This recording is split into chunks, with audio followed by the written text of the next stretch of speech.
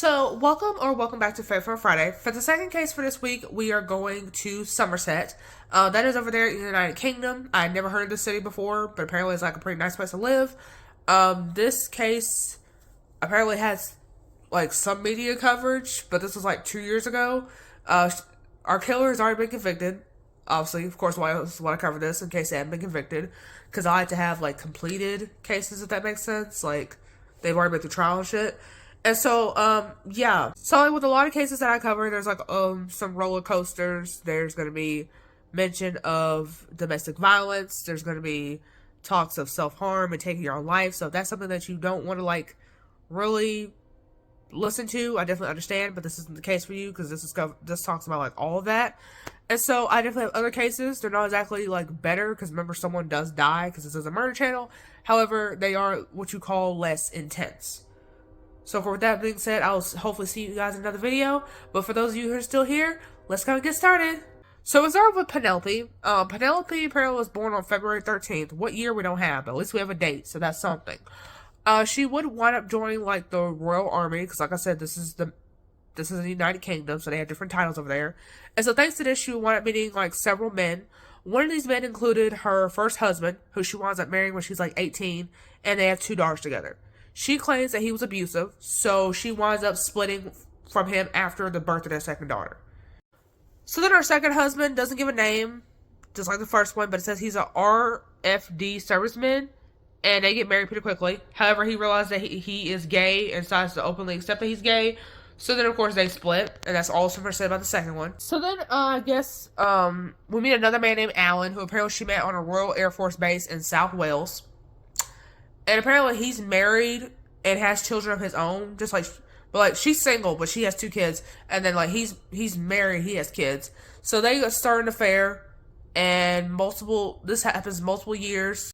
So his wife would sadly pass away from cancer at 36, and it is said that his wife that he had before she passed, obviously, she knew of the affair before she died. And apparently he disowned his kids that he had with his wife, who wasn't named, otherwise I'll be saying her by her name, and he marries Penelope, so it's his husband number 3, and then they have a daughter of their own named Isabel.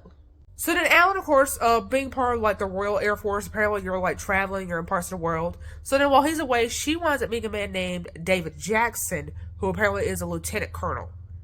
Now, I don't have a date of birth on David Jackson, but he is important to the story. So at the time he met Penelope, he is married too. He's actually on a second marriage. The first marriage, he winds up having like 3 kids. So a son named Gavin and like 2 daughters who aren't named. And then the second marriage was actually, she was originally a mistress. But I guess he decided, like, what the hell? And let's get married instead. So he was technically married to the mistress now. So then, despite these 2 being married and having kids of their own, so they ain't got kids together, but they got kids of their own. And he's married to somebody. And technically she is too, because Alan's over there serving overseas and shit. They basically start making excuses to see each other whenever they can. So then, obviously, the affair starts, and it doesn't get revealed until like 1993.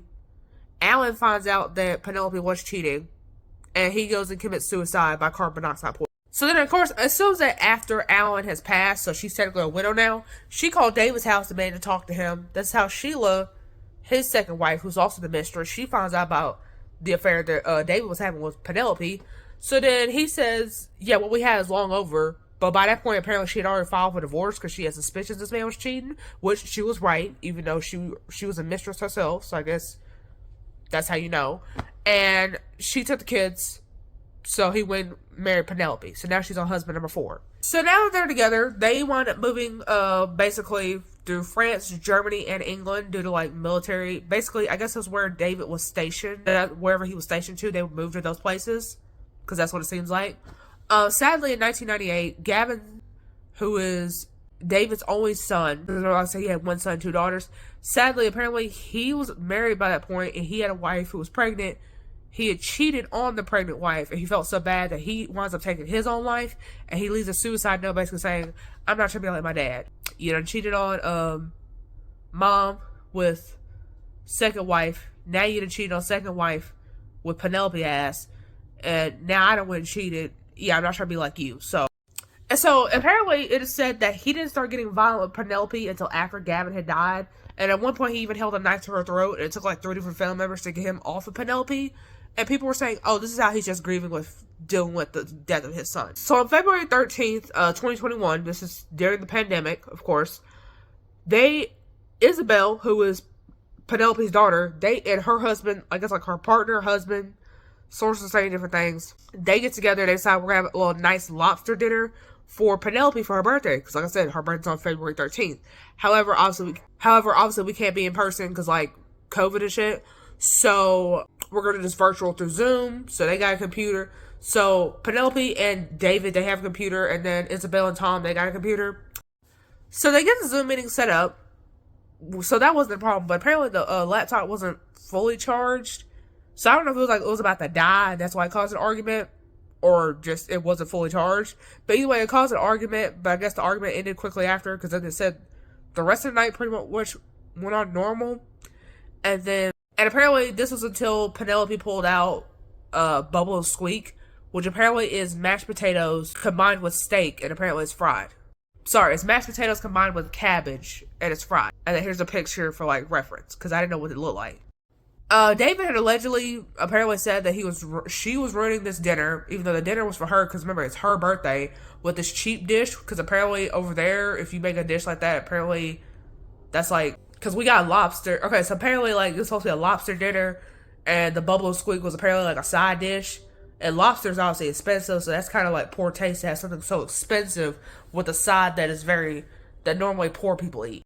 Again, I'm saying allegedly because I wasn't there, and those are David's words, allegedly, not mine. So then Penelope goes and takes a knife from the kitchen. She puts it on her pillow, which, okay. So then they go to sleep later that night, so I guess the Zoom meeting's over.